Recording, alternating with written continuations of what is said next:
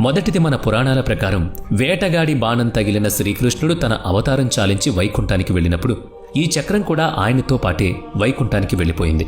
రెండో వాదన ప్రకారం మనుషులు ఆ శక్తి కోసం ఆశపడి వెతికి దాన్ని తప్పుడు పనులకు వాడకూడదనే ఉద్దేశంతో గ్రంథాల్లో అది వెళ్ళిపోయినట్లు రాశారు. కానీ నిజానికి శ్రీకృష్ణుడు వెళ్ళిపోయాక కూడా ఆ చక్రం అక్కడే ఉండిపోయింది. బహుశా సముద్ర గర్భంలో మునిగిపోయిన ద్వారక శిథిలాల్లో ఎక్కడో చోట అది దాగుండొచ్చని నమ్మకం. అయితే హిందూ శాస్త్రాలు ఒక విషయం స్పష్టంగా చెప్పాయి. ఈ చక్రాన్ని పట్టుకునే శక్తి ఈ విశ్వం మొత్తంలో కేవలం ఇద్దరికి మాత్రమే ఉంది. ఒకటి శ్రీకృష్ణుడు, రెండవది పరమేశ్వరుడు. మిగతా ఎవ్వరూ దాని తేజస్సును తట్టుకోలేరు. దాన్ని ధరించే ఓపికాలకి ఉండదు.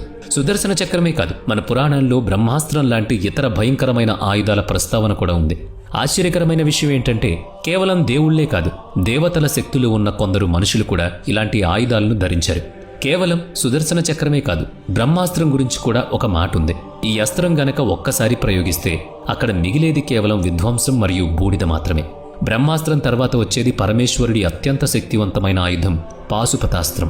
దీని గురించి పురాణాల్లో ఏం చెప్పారంటే దీని శక్తి ఎంత స్థిరంగా ఉంటుందంటే ఇది ఒక్కసారి బయటకొస్తే కేవలం విశ్వ నియమాలనే కాదు, స్పేస్ టైం కంటిన్యూషన్ అంటే ఈ శూన్య గతిని కూడా మారుస్తుంది, సృష్టి దిక్సూచిని మారుస్తుంది. కొంతమంది మోడర్న్ ఫిజిసిస్టులు దీన్ని మైక్రో బ్లాక్ హోల్ జనరేటెడ్ అని పోలుస్తారు.